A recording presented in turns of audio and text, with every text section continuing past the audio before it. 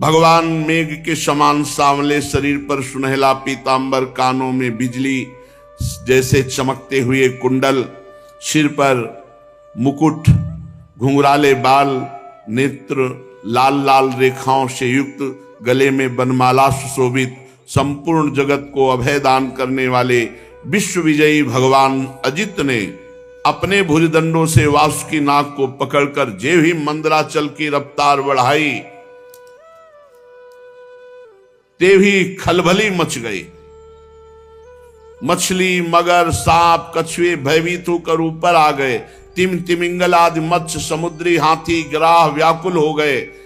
जे ही ऐसा मंथन हुआ कि सबसे पहले ऊपर हलाहल नामक अत्यंत उग्र विष निकला। अब वो समुद्र मंथन से निकला हुआ विष 10 दिशाओं में फैलने लगा।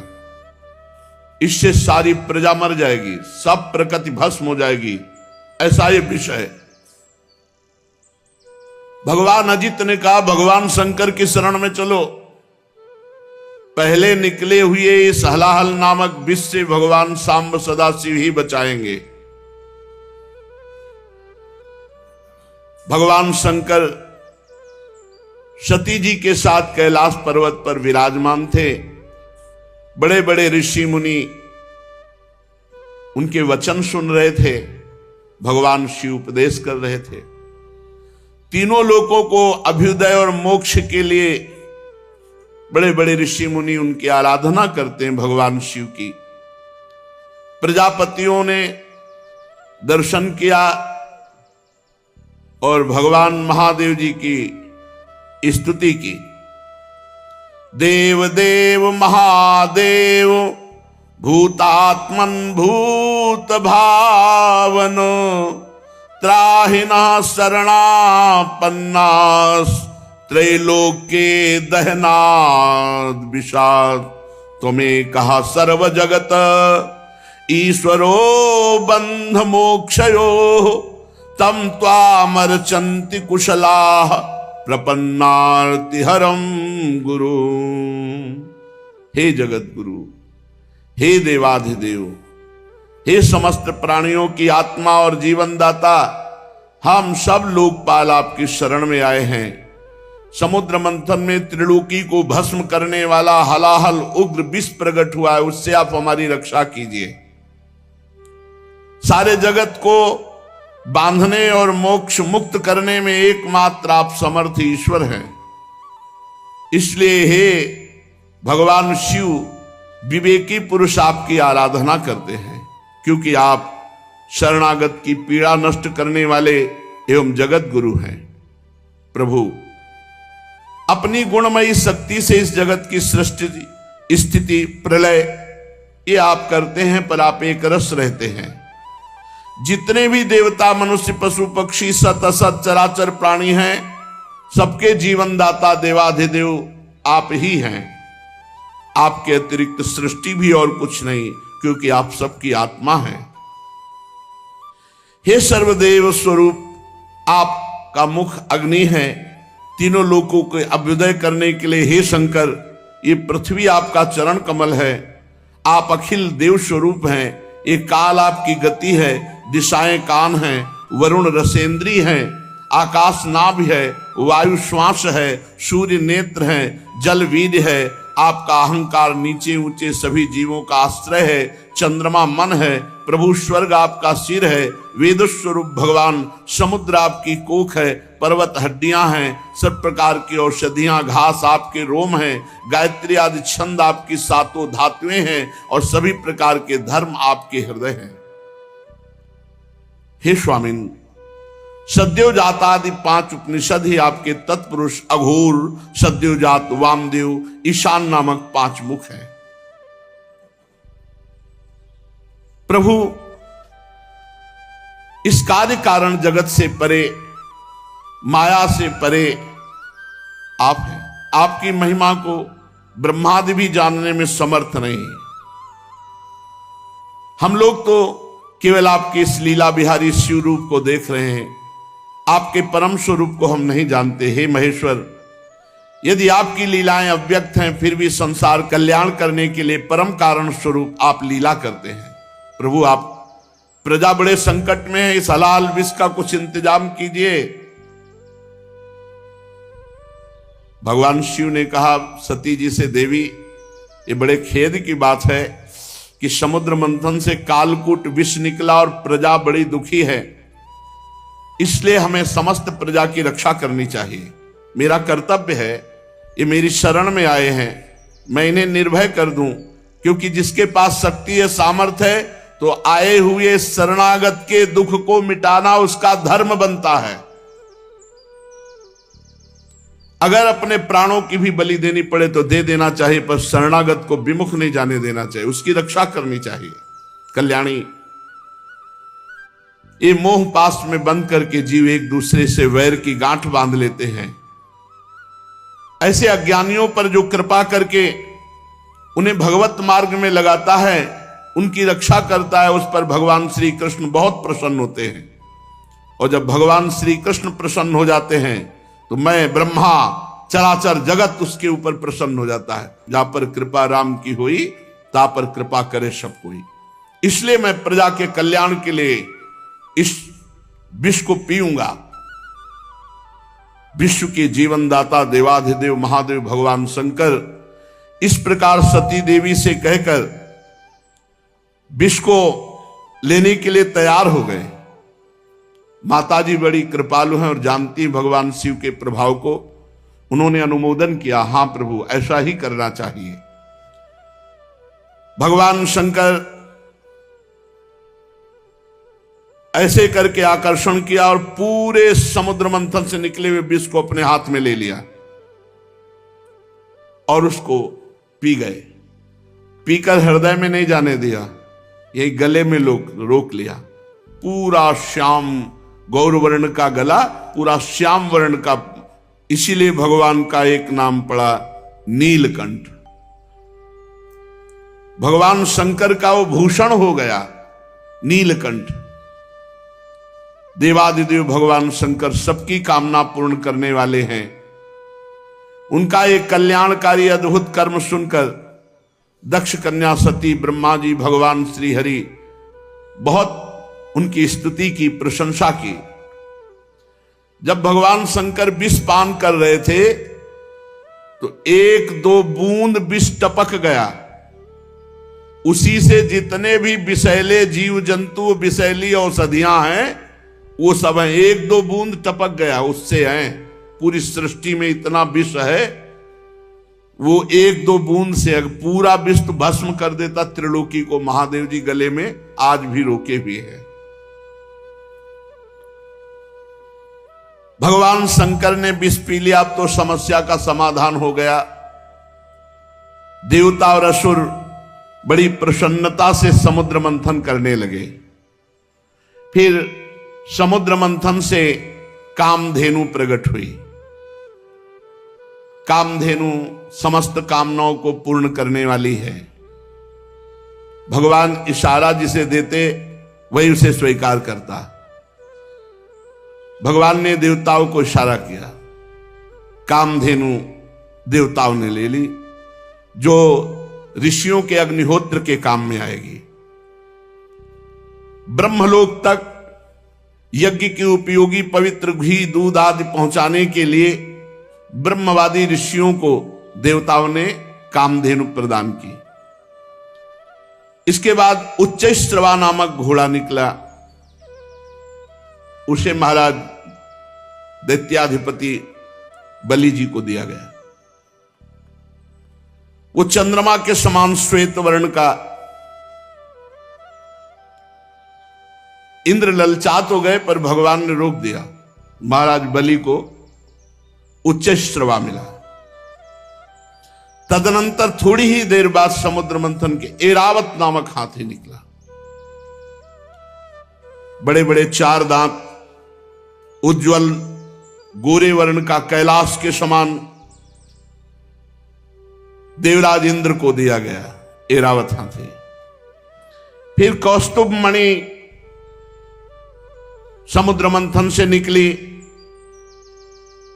देवता और दैत्य दोनों ने मिलकर वो मणि भगवान श्री हरि को पहनाई, जो वक्षा स्थल में कौस्तुभ मणि विराजमान है, वो समुद्र मंथन से प्रकट हुई।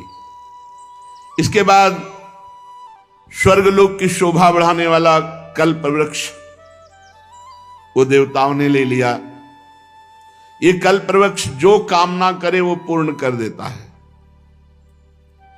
इसके बाद अप्सराएं प्रकट हुई, जो सुंदर वस्त्रों से सुसज्जित, गले में स्वर्णहार पहरे हुए रंभा आदि, अपनी मनोहर मुस्कान, चाल विलास भरी चितवन से देवताओं के भी चित्त को चुराने वाली तो देवताओं को दी गई।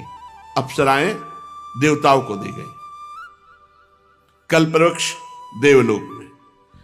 इसके बाद शोभा की मूर्ति स्वयं भगवती लक्ष्मी देवी प्रकट हुई समुद्र से। ये भगवान की नित्य शक्ति है। जे भी वे प्रकट हुई तो बिजली किसी कांति छा गई, दसों दिशाएं चकाचौंध हो गई। ऐसा सौंदर्य, ऐसा उदार स्वरूप, ऐसा रूप रंग कोई भी नहीं था जो ये ना चाहता हो कि लक्ष्मी जी हमें मिले। आज भी सभी चाहते लक्ष्मी जी हमें मिले। देवता, असुर, मनुष्य, कोई भी ऐसा नहीं था जिसके हृदय में ये चाह ना आ गई हो कि लक्ष्मी जी हमें मिले। तत्काल इंद्र अपने हाथों से उनके बैठने के लिए विचित्र सिंहासन ले आए। श्रेष्ठ नदियों ने मूर्तिमान होकर के अभिषेक के लिए सोने के घड़ों में भर भर कर पवित्र जल ला दिया। पृथ्वी ने अभिषेक के योग्य सब औषधियां दी। गौओं ने पंचगव्य और बसंत ऋतु ने चैत्र वैशाख में होने वाले सब फूल फल उपस्थित कर दिए। इन सामग्रियों से ऋषियों ने विधि पूर्वक लक्ष्मी जी का अभिषेक किया। गंधर्व गान कर रहे हैं, अप्सराएं नृत्य कर रही हैं, बादल सदे होकर मृदंग, डमरू, ढोल, नगारे, नरसिंगे, शंख, वेणु, वीणा ये जोर जोर से वाद्य बजा रहे हैं। भगवती लक्ष्मी देवी का अभिषेक हुआ और सुंदर पोशाक धारण की हुई सिंहासन पर विराजमान हैं। दिग्गज कलशों से उनका स्नान करा रहे हैं। वेद में ब्राह्मण वेद मंत्र पढ़ रहे हैं। समुद्र ने पीले रेशमी वस्त्र उनको पहनने के लिए दिया। वरुण ने वैजंती माला समर्पित की। प्रजापति विश्वकर्मा ने भांति भांति के गहने दिए। सरस्वती जी ने मोतियों का हार, ब्रह्मा जी ने कमल, नाग ने 2 कुंडल अर्पित किए। इसके बाद लक्ष्मी जी कमलों की माला लेकर किसके गले में डाले चली। लक्ष्मी जी के मुख की ओर देखकर जब वो मंद मंद मुस्कुराती हुई चल रही थी, उनकी पायजेब बज रही थी, कोई ऐसा नहीं था जो ललचा न गया हो लक्ष्मी जी हमें मिले। पर वो चाहती थी जो हमें चाहे ना उसको हम वरण करें।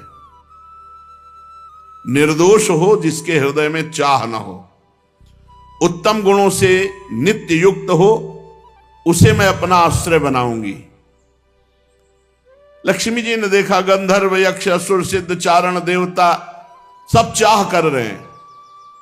किसी को शर्त है, जो चाह ना करता हो, निर्दोष हो, अविनाशी हो, नित्य हो, ये सब भगवान में है। वे मन ही मन तपस्वियों की तरफ देखकर कहा, इन्होंने क्रोध पर विजय नहीं प्राप्त किया। ज्ञान तो है परंतु अनासक्त नहीं है। कोई महत्वशाली है परंतु वो काम को नहीं जीत सका। किसी में ऐश्वर्य बहुत है पर वो ऐश्वर्य किस काम का जब दूसरों का आश्रय लेना पड़े। किसी में धर्माचरण है तो प्राणियों के प्रति प्रेम का पूरा वर्ताव नहीं। त्याग है पर केवल त्याग से ही थोड़ी मोक्ष हो जाएगा, तत्वबोध होना चाहिए। किन्हीं किन्हीं में वीरता है पर वो भी काल के पंजे के बाहर नहीं है। कुछ महात्मा ऐसे हैं जो विषयासक्त नहीं है परंतु अद्वैत समाधि में तल्लीन है। किसी किसी ऋषि की आयु बहुत लंबी है परंतु उनका सील मंगल मेरे योग्य नहीं। किसी का सील मंगल है तो आयु का ठिकाना नहीं। लक्ष्मी जी ने सबको देखा पर कहीं भी चित्त नहीं टिका। जब भगवान के ऊपर दृष्टि गई तो उन्होंने कहा ये मुझे चाहते नहीं, ये हमें पसंद आए पर ये हमें नहीं चाहते। पर सोच विचार करके भगवान के ही गले में जयमाला डाल दी, अजित भगवान के, क्योंकि समस्त सद्गुण नित्य निवास करते श्री भगवान में। लक्ष्मी जी के एकमात्र आश्रय भगवान श्री हरि है। इसी से उन्होंने भगवान श्री हरि का वर्ण किया। लक्ष्मी जी ने भगवान के गले में नवीन कमलों की सुंदर माला पहना दी, जिसके चारों ओर झुंड के झुंड मतवाले मधुकर गुंजार कर रहे थे। इसके बाद लज्जापूर्ण भाव से देखा और सूक्ष्म रूप धारण करके भगवान के वक्षा स्थल में विराजमान हो गई, श्री लांछन चिन्ह के रूप में। जगत पिता भगवान ने जगत जननी समस्त संपत्तियों के अधिष्ठात्र देवता श्री लक्ष्मी जी को अपने वक्षा स्थल पर निवास दिया, हृदय में।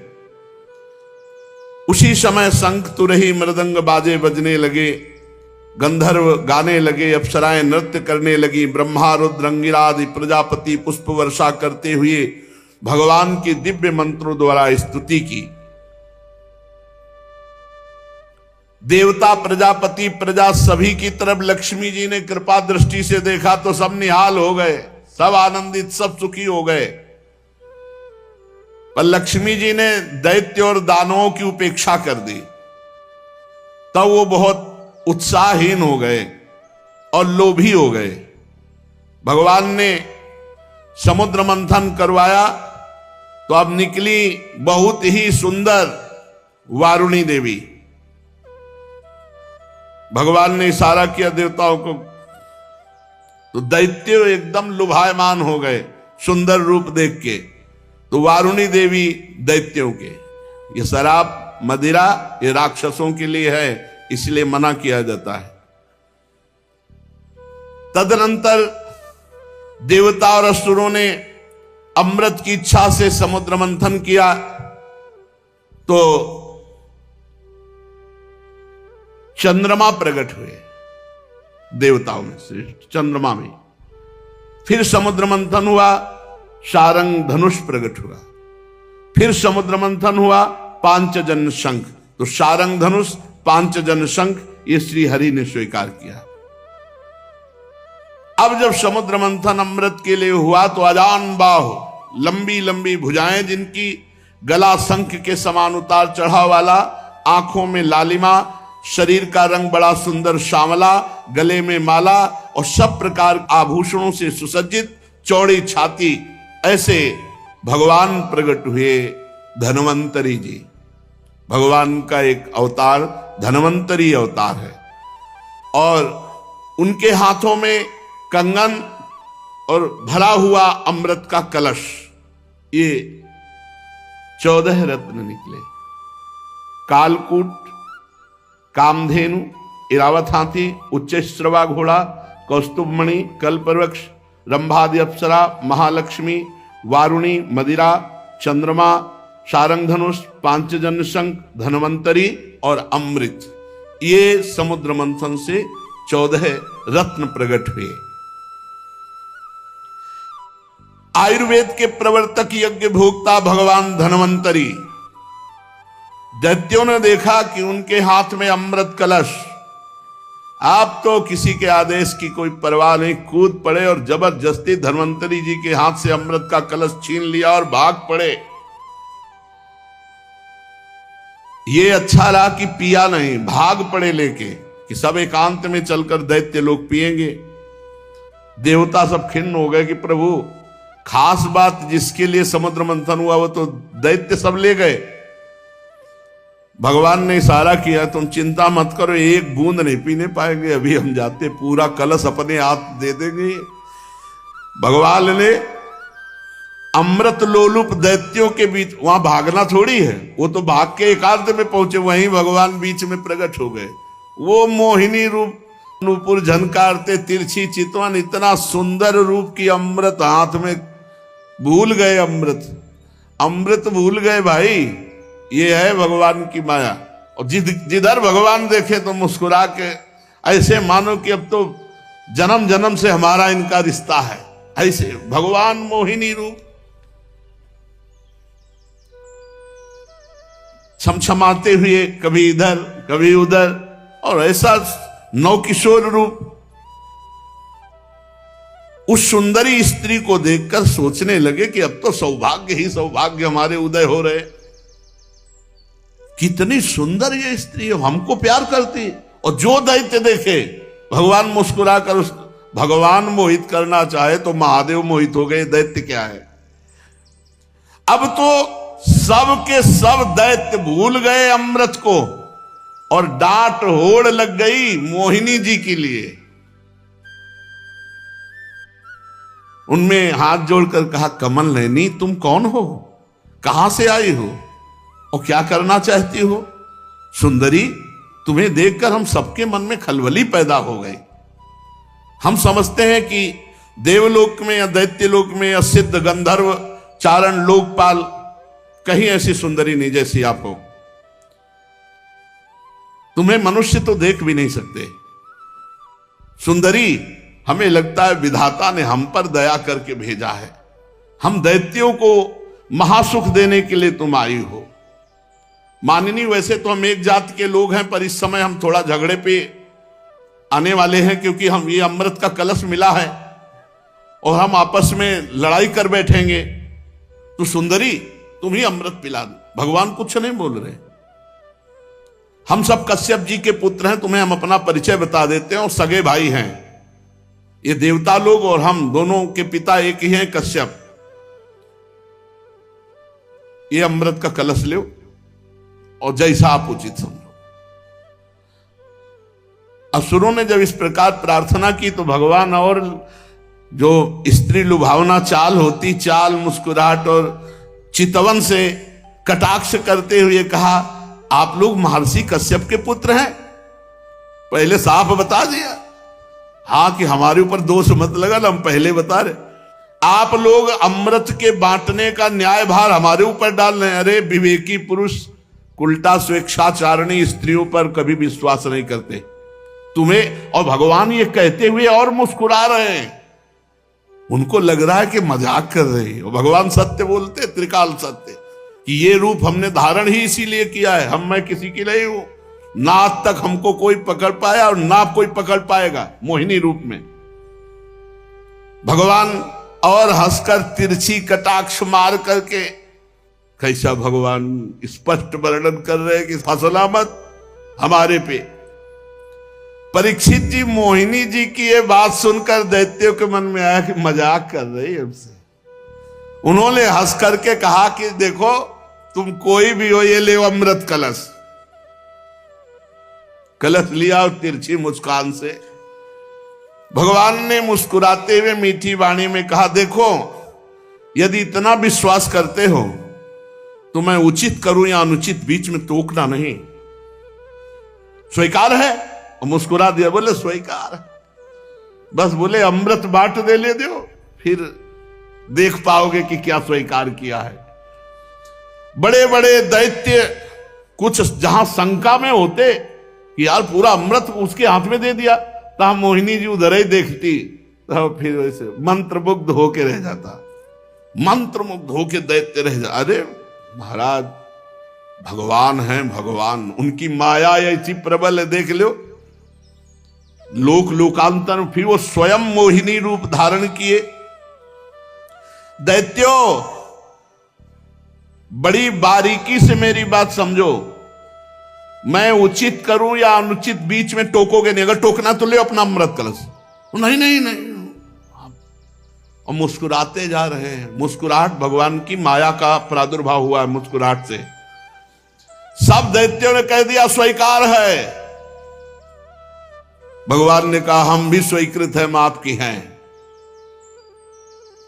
इसका कारण दैत्य मोहिनी स्वरूप के मूल को नहीं समझ पा रहे और देवता जान रहे, इसलिए मोहित नहीं हो रहे। एक भी देवता मोहित नहीं हुआ मोहिनी रूप में, क्योंकि जान रहे हमारे भगवान है। तो देखो अमृत ऐसे नहीं मिलता। सब लोग पहले नहा के आओ, स्नान करो और पूजन करो, स्वस्थवाचन कराओ, तब अमृत मिलेगा। सब नए नए कपड़ा पहन करके और कुशासन पर बैठो और सबका हिस्सा पूर्व की तरफ कुश का हो। अब देवता दैत्य फटाफट स्नान करके, भगवान ने इशारा किया देवताओं को कि नहाओ कम, जल्दी नए कपड़ा पहन के बैठ जाओ आके। और दैत्यों से कहा पूरा स्नान सब और भगवान नूपुर की झनकार करते हुए देवताओं की तरफ नहीं, दैत्यों की तरफ, किसी के भी ज्ञान का स्फुरण न होने पावे, सबको मंत्र मुग्ध किए। मोहिनी जी ने मुस्कान भरी चितवन से सब दैत्यों की तरफ कलश लेके निकली, बूंद नहीं पिलाया, आ रही हैं अभी। अब दैत्य तो इतना खुश हैं कि मोहिनी जी मिल गई। सुधरते हैं तो प्रियाजू के सामने ही सुधरते कर जो पीक दाली लिए खड़े याद, जो निकुंज बड़े सीधे नहीं तो बड़े टेढ़े महाराज, ये बहुत टेढ़े हैं इनको। अब ये अगर सीधे कहीं मिलते हैं ना तो प्रियाजू के सामने यहाँ वृंदावन में भोले भाले एकदम सीधे एकदम। महाराज जगत पिता भगवान है और वो मोहित कर रहे हैं। अब असुरों ने दृढ़ विश्वास करके भगवान के हाथ में अमृत कलश है और भगवान बांटने के लिए पहले दैत्यों के सामने से निकले, पर वहां कुछ और बांट रहे हैं। मुस्कान चितवन देवता पूर्ण विश्वास किए हुए कि मैं भगवान की शरण में हूं, भगवान परम मंगल करेंगे। दैत्यों की तरफ से आ रहे भगवान और उल्टा बैठाला, तुम इधर, एक दूसरे की तरफ पीछे मुड़कर नहीं देखेगा। अलग अलग पंक्ति कतार बांधकर दल में बैठाल दिया, एक दूसरे की पीठ की तरफ। दैत्यों के पास से ऐसे गए मुस्कुराते हुए, और ये अमृत वो है जिसमें बुढ़ापा नहीं आता, कोई रोग नहीं होता, कोई शोक नहीं होता। अरे देवताओं को, पर वो भी भयभीत रहते हैं। और भगवान नाम रूपी जो अमृत पी ले तो भवरोग से मुक्त होकर देवलोक भी जो जहां छोटा पड़ जाए, ऐसा आनंद देवलोक में क्या आनंद है। वहां तो पुण्य क्षीणे मृत्यु लोके विसंति भगवत धाम नामामृत राधा नाम सुधा रसम। इसलिए लुभायमान मत होना इस अमृत से कि बुढ़ापा ना आएगा, ये नहीं। मरने के लिए देवता भी तैयार हैं, मरना पड़ेगा उनको भी, क्योंकि जब प्रलय होती है तो ब्रह्मलोक तक समिट जाता है। परीक्षित असुर उमंग तो रहे थे, तो समझा कि जैसे हमारे आगे से कलश लेके निकल गई, ऐसे देवताओं के आगे से निकल के फिर शुरू हमारी तरफ से करेंगे। और पीठ की तरफ थे देवता, और वो इस पर विश्वास कर रहे थे कि मोहिनी तो हमसे सबसे ज्यादा प्यार करती है। भगवान ऐसा दर्शन करे और विश्वास करके चुपचाप बैठे रहे। मोहिनी जी में इतना प्रेम था दैत्यों का कि किसी की हिम्मत नहीं हुई कि टोक दे। भगवान ने देवताओं को इशारा किया, बिल्कुल लाइनबद्ध सब। एक दो तो हल्के से देखने की कोशिश पर भगवान मुस्कुरा के तिरछी दृष्टि भगवान की दैत्यों की तरफ, फिर वो शांत हो गए कि यार नाराज ना हो जाए मोहिनी जी। अब मोहिनी जी सबको अपने नेत्रों की दृष्टि में बांधे हुए और देवताओं को अमृत पिलाते चले जा रहे हैं। राहु ने देखा कि कुछ गड़बड़ है, कलश तो आधा से ज्यादा खाली हो गया, अभी पंक्ति देवताओं की चले, हमें लगता है दैत्यों को बूंद नहीं मिलेगा। तत्काल चंद्रमा और सूर्य के बीच में, वो तो पीठे घुमानी थी, तत्काल घुमाया और अमृत बटी रात। और भगवान बांटने की तरफ नहीं देख रहे थे, दैत्यों की तरफ देख रहे थे। चंद्रमा और सूर्य ने कहा प्रभु राक्षस है, दैत्य है। भगवान ने तुरंत सुदर्शन चक्र के द्वारा तो केवल ऊपर का अमृत केवल गले तक पहुंच पाया था। आज भी चंद्र ग्रहण और सूर्य ग्रहण उसी से पड़ता है। भगवान ने सुदर्शन चक्र से उसका सिर काट दिया। अमृत का संसर्ग गले से होने से आज भी वो अमर है राहु, परंतु उसका जो धड़ है वो नीचे गिर गया। राहु पर्व के दिन पूर्णिमा और अमावस्या को बैर भाव से बदला लेने के लिए चंद्रमा और सूर्य पर आक्रमण किया करता है। भगवान ने लंबी चाल बढ़ाई, पूरे देवताओं को अमृत पिला दिया और फेंका कलश, जहां एक बूंद भी नहीं। अब समस्त दैत्यों के सामने मोहिनी रूप, अरे खत्म मोहिनी रूप देखा, अरे बोले तो हरि ठग लिया, सब अमृत पिला दिया देवताओं को। अब तो सब के सब असुरगण अमृत से वंचित और भारी क्रोध धारण करके भगवान के प्रति इसने छल कर दिया। दानों और दैत्यों ने बड़ी मेहनत की थी, फिर भी उन्हें भगवान से विमुख और आसुरी प्रवृत्ति होने के कारण अमृत पीने को नहीं दिया गया कि बिना अमृत पिए तो ऐसा विनाशकारी खेल खेलते हैं, अगर अमृत पी लिए तो फिर तो बहुत ही आतंक मचा देंगे। भगवान ने समुद्र को मथकर अमृत निकाला और अपने शरणागत देवताओं को पिलाया और फिर देखते देखते गरुड़ पर सवार हुए, जय श्री राधे, चले गए। जब दैत्यों ने देखा कि मेहनत तो हमने भी की, सफलता शत्रुओं को मिली, तब उन्होंने बड़े बड़े अस्त्र शस्त्रों से देवताओं पर आक्रमण कर दिया। अत्यंत भयंकर संग्राम हुआ। देवता और दैत्यों की घमासान लड़ाई, इसी को देवासुर संग्राम कहते हैं।